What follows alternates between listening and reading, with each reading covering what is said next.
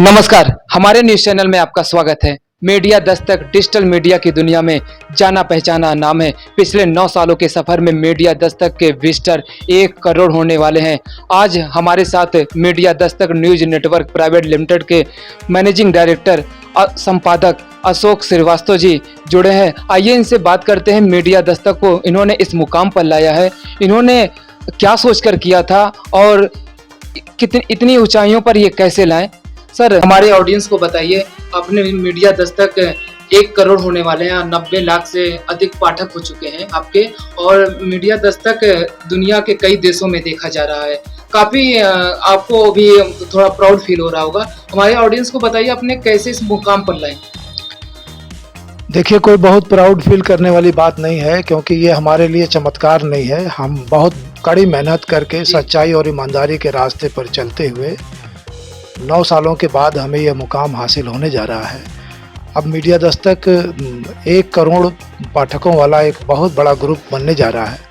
विश्व के कई देशों में हमारी वेबसाइट पर प्रकाशित की हुई खबरें पढ़ी जाती हैं, सराही जाती हैं, देखी जाती हैं, हमारे वीडियोस देखे जाते हैं। सबसे पहले ये जो आपने बताया कि अभी 1 करोड़ विजिटर होने वाले हैं, 2 महीने का सफ़र और बाकी है, और उससे पहले ही शायद 1 करोड़ विजिटर्स वाली website media Dastak news network बन जाएगी।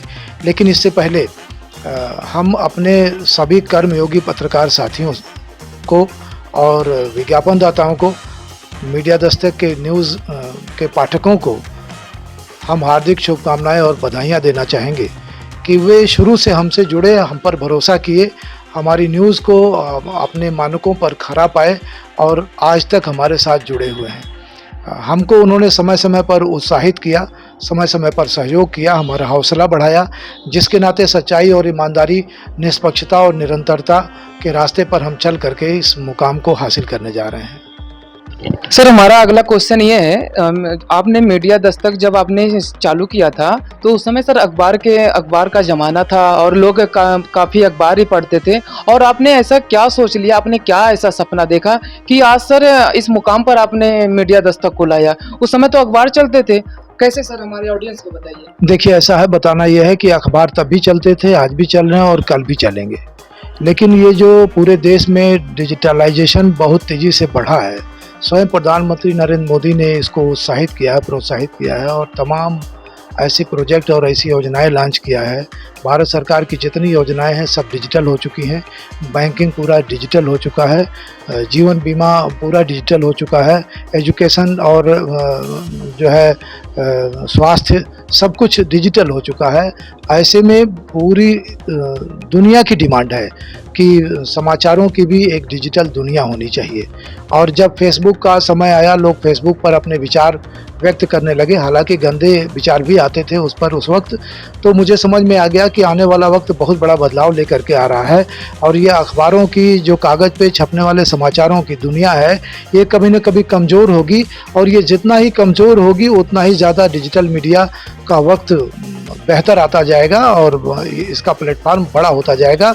आने वाले दिन में इंटरनेट का डेवलपमेंट होगा और पूरी दुनिया समाचारों को और तमाम जानकारियों को इंटरनेट के ही माध्यम से तलाशने का प्रयास करेगी।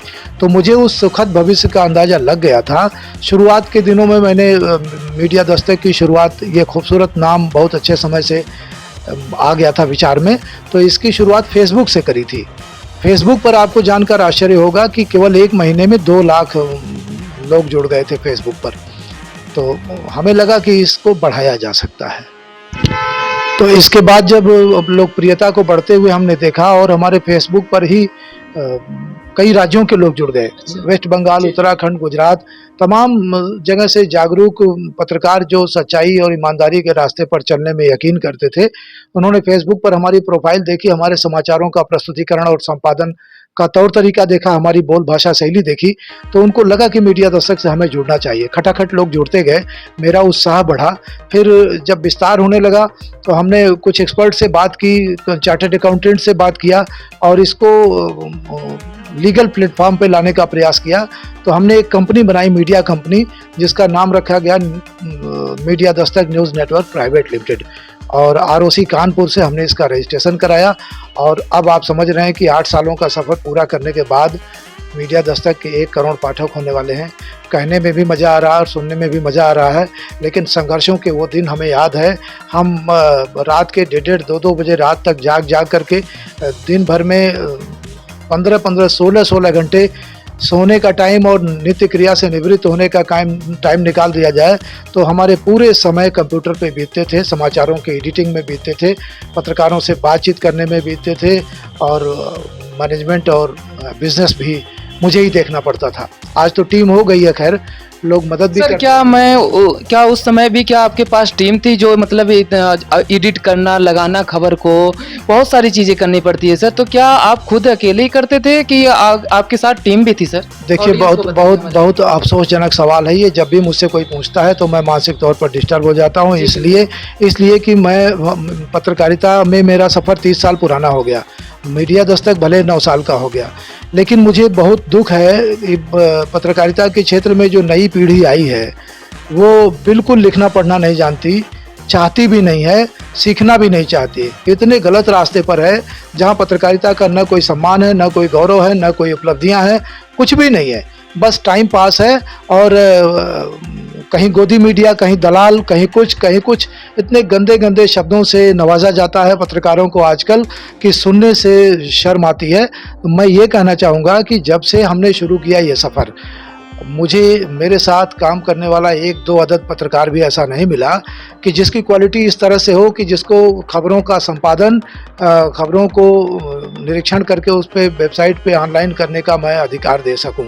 मुझे जितना अपनी प्रगति पर गर्व होता है या खुशी होती है कि सबके सहयोग से मैं यहाँ तक पहुँचा हूँ, उतना ही ज़्यादा अफसोस होता है कि पत्रकारिता के क्षेत्र में जो नई आई हुई पीढ़ी है वो किसी काम की नहीं है, वो उसका कोई उद्देश्य नहीं है, वो कहीं नहीं पहुंचना चाहती है। बस एक मैजिक की तरह उसका सफ़र शुरू हुआ, ग्लैमर देख करके कि फलाने पत्रकार को इतना सम्मान मिलता है, उनके पास इतना पैसा है, ये है वो है, ये देख करके लोग आ जाते हैं, उनके पास गाड़ी है, मकान है, बैंक बैलेंस है, लेकिन जब वो अंदर आते हैं तो उन्हें मालूम होता है कि पत्रकारिता सेवा है, मिशन है। जो लोग पैसे के लिए आ जाते हैं वो फिर वसूली में लग जाते हैं, मुझे बहुत स्पष्ट रूप से कहना है, कोई गुरेज नहीं है। और जब वसूली करने लगते हैं तो उनके स्वाभिमान में गिरावट आती है, उनका ज़मीर गिर जाता है, जगह जगह पर उनके सौदे किए जाते हैं, समाचार छापने और छिपाने के लिए उनको पैसे मिलने लगते हैं। इस तरह से पत्रकारिता हर जगह, हर बिंदु पर, हर कदम पर बिक रही है, टूट रही है, मर रही है, निष्प्राण हो रही है। सर, अभी आपने कहा कि खबर छापने के लिए पत्रकार पैसे लेते हैं, सर आपकी इनकम कहाँ से आती है? सवाल बहुत अच्छा है। जब से मैं पत्रकार हूँ उससे पहले से मैं व्यापारी हूँ। व्यापारी का मतलब ये कि अपना परिवार, अपना पेट चलाने के लिए, अपना छोटा सा परिवार का खर्चा चलाने के लिए हमने शुरू से ही कोई न कोई बिजनेस किया। शुरुआती दिनों में मैं ट्यूशन पढ़ाता था, स्कूलों में पढ़ाता था, उसके बाद पीसीओ स्टेशनरी की दुकान थी हमारी, मोबाइल की दुकान थी हमारी, फिर उसके बाद ग्रामीण क्षेत्र में रहता था तो बस्ती शहर में आ गया तो मैंने आयुर्वेद की प्रैक्टिस शुरू की, उसके तमाम जानकारियाँ ली, एक छोटी मोटी डिग्री भी उसमें इकट्ठा हासिल किया, और पिछले 15 सालों से मैं आयुर्वेदिक दवाओं का व्यापारी हूँ।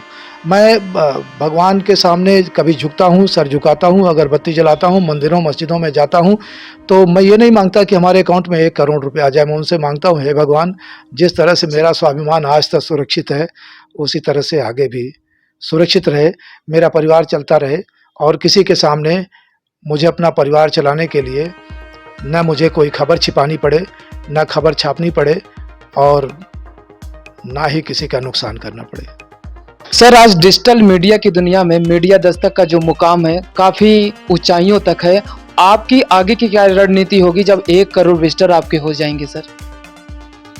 देखिए, आगे सफ़र ऐसा नहीं कि आसान है, और पीछे भी आसान नहीं था। हालांकि मैं हर मिनट को अपना चुनौतीपूर्ण ही मानता हूं, और बहुत मुश्किलों भरा सफ़र चल करके हम यहाँ तक पहुँचे हुए हैं। 9 सालों के सफ़र में, या यूँ कहें पिछले पत्रकारिता के 30 वर्षों के सफ़र में मेरे जैसे मुझे 5 साथी नहीं मिले हैं। पत्रकारिता की फील्ड कितनी फर्टाइल है, कितनी उपजाऊ है और किस तरह के पत्रकार इस समय आ रहे हैं, इससे इस बात का आप अंदाज़ा लगा सकते हैं। तो मैं ये तो नहीं कह सकता कि ये दुनिया का बहुत बड़ा न्यूज़ प्लेटफार्म हो जाएगा, लेकिन आने वाले दिनों में पत्रकार साथियों को और बड़े पैमाने पर जोड़ा जाएगा। तमाम जगह के बायोडाटाज और सिफारिशें हमारे पास आज भी पेंडिंग हैं। उन सभी पत्रकार साथियों को अपने 9वें स्थापना दिवस पर सभी को हरी झंडी दूंगा, टीम बड़ा करूंगा, कुछ व्यापार भी बढ़ाने के बारे में सोचूंगा, लेकिन ये कितना बड़ा होगा ये नहीं बता पाऊंगा। निरंतर मेहनत करूंगा, सच्चाई और ईमानदारी के रास्ते पर चलना जारी रहेगा और समाचार संपादन की गुणवत्ता, समाचार लेखन की गुणवत्ता, वीडियोज़ की सब कुछ इसी तरह बनी रहेगी। अभी तक न हम किसी दबाव और प्रभाव में आए हैं और न आगे आने वाले हैं। सर, आपने 9 सालों के सफ़र में काफ़ी सम्मान मिला है आपको सर, कहीं भी जाते हैं मैंने देखा है वो सम्मान आपने पाया है और पत्रकारिता क्षेत्र में आपका बहुत बड़ा नाम है, लोग आपको सम्मान बहुत देते हैं जैसा कि मैंने देखा सर। और बस्ती में काफ़ी चर्चा है आपकी और बस्ती की जनता आपको रवीश कुमार के नाम से जानती है। सर, आपको कैसा फील होता है, हमारे ऑडियंस को बताइए।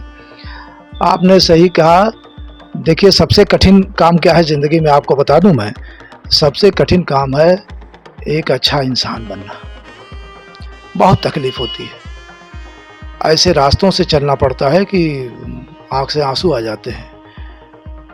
बहुत कठिनाइयों का दौर झेलना पड़ता है। तिनका तिनका इकट्ठा होता है तब व्यक्तित्व बनता है। एक एक मिनट का आचरण, बोल, भाषा, पहनावा, सामने वाले के साथ व्यवहार, आपका सोशल स्टेटस, आपकी दिनचर्या, सब कुछ लोग जानते हैं कि मॉनिटर नहीं होता है। यही पब्लिक है, यही सोसाइटी है जो नज़र रखती है बराबर कि अगला क्या कर रहा है, मेरे जैसे लोगों पर ख़ास तौर से उसका आचरण क्या है और उसकी बोल भाषा क्या है, उन्होंने मिस्टर एक्स के साथ, वाई के साथ कैसा व्यवहार किया, सोसाइटी के प्रति उनका क्या नज़रिया है, क्या कहने के लिए केवल ईमानदार हैं। ये सब सारी बातें ऐसा न जानिए कि आपको मॉनिटर नहीं किया जा रहा है, पब्लिक मॉनिटर करती है। और हमने तो तमाम अभिभावक भी बना रखे हैं डंके चोट पर इस बात के लिए कि मुझ पर नज़र रखो और मुझसे कोई गलती हो तो कान पकड़ के मुझे बताओ, इस बात का एहसास कराओ कि आपको गलती हुई है। मैं इतना जल्दी अपने आप को कंट्रोल कर लूँगा, शायद तो कोई दूसरा व्यक्ति नहीं कर पाएगा। रही बात सम्मान की, तो मैं बहुत अच्छी फीलिंग आती है मुझे, बड़ा गौरवशाली अनुभव है ये। आपने सच कहा, पता नहीं क्यों लोग मेरा सम्मान करते हैं इतना, इस बात का मैं भी पता नहीं लगा पाता हूँ। मैंने बहुत सादा जीवन जिया है और बिल्कुल भौकाल में विश्वास नहीं करता हूँ। मैं जितना हूँ उससे 10 गुना कम। हाँ सर, एक बात और, आप इतना साधारण में क्यों रहते जब आपका इतना स्टेटस इतना ऊंचाइयों पर है, लोग जानते भी हैं, काफ़ी सम्मान देते हैं। तो साधारण तरीके से रहते हैं, इतना स्टेटस है, इतना सम्मान करते हैं। करोड़पति व्यापारी हो या सम्मानित अधिकारी हो या समाज का कोई अच्छे स्टेटस वाला व्यक्ति हो, मेरे कहने से हर काम करने को तैयार रहता है। तो क्या करें हम, किससे दुश्मनी ले लें, किसका नुकसान कर दें, किसका गला काटते हैं हम। स्टेटस का और सम्मान का ये मतलब थोड़ी होता है कि हम किसी का जीना हराम कर दें। सर, आपने बहुत बढ़िया मैसेज दिया है। स्टेटस का मतलब ये होता है कि आप गंभीर रहिए, अपने ज़मीर में ताकत रखिए, किसी के आगे जो है जब तक आपकी काम करने की क्षमता है झुकने की, और किसी के आगे मांगने की कोशिश मत करिए, देने की सोचिए, लेने की नहीं। जब आप ये सोचेंगे कि हमें देना है कुछ सोसाइटी को, परिवार को, देश को, समाज को, तो निश्चित रूप से आप एक बड़ा काम कर पाएंगे, एक बड़ी पर्सनालिटी बनेगी आपका, पूरी दुनिया आपको सलाम करेगी, आपके आगे अदब से झुकेगी, सर झुकाएगी। तो रही बात रवीश कुमार, जो आपने कहा, मैं आपको कम शब्दों में बता देना चाहता हूँ। कहते हैं, लोगों ने मेरे सामने भी कहा इस बात को, लेकिन रवीश कुमार साहब एक बड़ा नाम है पत्रकारिता की दुनिया में, मैं भी सर झुकाता हूँ उनके आगे। लेकिन एक बात आपको मैं कहना चाहूँगा, जितने कम संसाधनों में मैंने जिया है, जिस तरह का साधारण जीवन मैं जीता हूँ और जिस तरह के अभावों में मैंने अपनी उम्र काटी है आज तक, उससे सैकड़ों गुना हाई स्टेटस और हाई लेवल रवीश कुमार जी का है। मेरा इतना होता ना तो मैं 50 रवीश कुमार पैदा कर चुका होता भारतवर्ष में। सर, हमने सुना था आपके ऊपर एक गंभीर धारा लगा था, उसमें मैं ये जानना चाहता हूँ और ऑडियंस भी जानना चाहते हैं, कैसी खबर थी और क्या आपने लिखा था जो आपके ऊपर धारा लग गया था? इतना सोशल और इतना ऊंचाइयों तक है, क्या हुआ था सर ऐसा हमारे? आपने पुरानी बात याद दिला दी। लगभग 5 साल हो गया। ये जो सफ़र बीता है पिछला, इसमें हमको कई बार जान से मारने की धमकियां मिली हैं। मैं पुलिस कप्तान से मैंने संपर्क किया। छोटे मोटे मामले जो स्थानीय स्तर के थे ऐसे ही निपट गए। कई मामले अदर स्टेट से आए थे, खबरों को लेकर के दूसरे जगहों से, दूसरे राज्यों से धमकियां आई थी। सब निकल गया मामला। कहीं कोई ख़ास बात, बड़ी बात नहीं होने पाई, न कोई घटना हुई। लेकिन तकरीबन 5 साल पहले बस्ती के एक थाने में एक महिला के साथ बलात्कार हुआ था और उसके आरोपी कोई दूसरे नहीं, पुलिस वाले ही थे। वो महिला, बस्ती के मीडिया में कम संस्थान ऐसे थे जहां जाकर के उसने अपनी फरियाद न रखी हो, रो करके अपना दुखड़ा सुनाया। न पुलिस ने सुना, न पत्रकार ने सुना, न मीडिया संस्थानों में उसकी आवाज़ सुनी गई। वो रोते बिलखते अपने परिवार के साथ और कुछ ग्रामीणों के साथ हमारे दफ्तर में आई और उसने अपनी बात कहने से पहले ये कहा कि मीडिया दस्तक का बड़ा नाम सुना है, यहाँ नहीं सुनी जाएगी बात, तो फिर मैं वापस निराश होकर के घर चली जाऊंगी। हमने भी कहा अगर इसकी आवाज़ यहाँ से नहीं उठती है तो मैं भी समझूंगा कि हमारी पत्रकारिता किसी काम की नहीं है। मैंने उसको जांचा परखा, उससे साक्ष्य लिया और तमाम जो डॉक्यूमेंट्स थे उसके पास, जहाँ जहाँ उसने प्रार्थना पत्र दे रखा था, सबकी छाया प्रतियाँ लिया और उसकी खबर मैंने चलाया। तत्कालीन कप्तान बहुत नाराज़ हुए। पीआरओ से फ़ोन आया और तमाम पुलिस अधिकारियों के फ़ोन आया, तमाम थानाध्यक्षों के फ़ोन आए मेरे पास। 20 फ़ोन आया कि ये खबर हटा लिया जाए। हमने कहा खबर नहीं हटेगी। कहे तब समझ लीजिएगा, यहाँ तक धमकियाँ दी गई। हमने कहा मैं उसके लिए माइंड मेकअप किए रहता हूँ, तैयार रहता हूँ। और धारा मेरे खिलाफ लगाई गई। परशुरामपुर थाने में मुकदमा दर्ज किया गया था रंगदारी मांगने का। सीधे 10 साल का इस पे सज़ा है और बगैर किसी जांच पड़ताल के पुलिस को पहले इसमें मुझे अंदर कर देने का अधिकार था। जेल में चला जाता, जांच पड़ताल बाद में होती, इन्वेस्टिगेशन में न जाने क्या होता। फिलहाल मुकदमा तो दर्ज हो गया, लेकिन मैंने न कभी थाने पर फ़ोन किया, न मैं पुलिस कप्तान से मिलने गया। बहुत सीनियर पत्रकारों ने यहाँ कहा कि आपको कप्तान साहब जानते हैं, फलाने जाते हैं, ढिमकाने जानते हैं, आप जाइए अपनी बात कहिए और उनसे कहिए गलती हो गई, मैं अपनी बात वापस लेता हूँ। हमने कहा प्राण त्याग दूंगा, कभी ये बात नहीं कहूँगा, क्योंकि वो दलित महिला थी। मेरे ऑफिस में आकर के जिस तरह से उसने फूट करके रोया है, मैं पार्टी तो नहीं बन रहा हूँ कि उसके साथ जाकर के धरना प्रदर्शन कर रहा हूँ और जाकर के मंत्रालयों और मंत्रियों के यहाँ मैं चक्कर काट रहा हूँ। लेकिन हमारी कलम में जो इतनी ताकत है, मैं उस महिला को न्याय दिलाने के लिए लगाऊंगा और मैंने लगाया। FIR दर्ज हुआ। पुलिस के पास हमारी रिपोर्ट जाने लगी कि नहीं, वो बहुत अच्छे आदमी हैं, कैसे दर्ज हो गया मुकदमा। मैंने एक भी फ़ोन नहीं किया। हमने कहा जब चाहो। मैंने कई बार LIU को फ़ोन किया।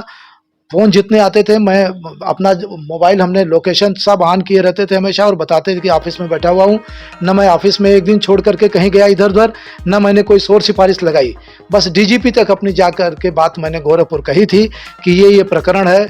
उन्होंने कहा अशोक जी आपने खबर लिखा तो अब कहाँ बीच में आप आ गए, आपके खिलाफ क्यों FIR हो गया। हमने कहा हो गया, आप जाँच करवा लीजिए कि मैं दोषी हूँ या आपकी पुलिस दोषी है। मैं आपको बताना चाहूँगा कि पूरे मामले की जांच हुई, इन्वेस्टिगेट हुआ और बस्ती पुलिस को बड़े फक्र के साथ मैं कहना चाहूँगा कि हमारी ईमानदारी, हमारा आचरण, हमारी सोच, हमारी संपादन की क्षमता और गुणवत्ता ने पुलिस को थूक के चाटने के लिए मजबूर किया। और जिस पुलिस ने बड़े गर्व और घमंड के साथ छाती चौड़ी करके हमारा सर झुकाने के लिए फर्जी मुकदमा मेरे ऊपर दर्ज कराया था, उसी पुलिस ने थूक करके चाटा कि मुझसे गलती हुई थी और मुकदमा वापस लिया। तो ऐसे बहुत दौर आए हैं, मैंने देखा है, बहुत उतार चढ़ाव आए हैं। न मैं घबराया हूँ, न आगे घबराऊंगा, न मैंने किसी के लिए पत्रकारिता की है, न मैं आगे किसी के लिए करूंगा। मैं सोसाइटी के लिए हूँ, जन सरोकारों की पत्रकारिता करता हूँ। पीड़ितों, दलितों, मजबूर, असहायों, कमज़ोर, बेचारों का मैं रवीश कुमार हूँ। वो कुछ भी समझ ले, मैं जीवन भर उनका साथ देता रहूँगा। मेरा इरादा पैसा कमाना नहीं है। मेरा इरादा है मीडिया दस्तक को एक बड़ा प्लेटफॉर्म बनाना और इतना दबंग प्लेटफॉर्म बनाना जिसकी कोई कीमत ना लगा सके। सर पता नहीं आप इतना रॉ मटेरियल कहाँ से लाते हैं, इतनी साहस, इतनी ऊर्जा, इतना आपने कठिनाइयाँ, इतना सामना झेला, किन किन मतलब आपकी जो आपने व्यथा बताई चैनल को हमको, उससे सर मैं भी भावुक हो रहा हूँ और मैं सल्यूट कर रहा हूँ आपको। और सर एक मैसेज और देना चाहूँगा कि मैं आपके सानिध्य में पत्रकारिता सीख रहा हूँ और इससे ज़्यादा सर मैं आपसे बात नहीं कर सकता। इसी के साथ सर नमस्कार, धन्यवाद सर, आपने चैनल को टाइम दिया।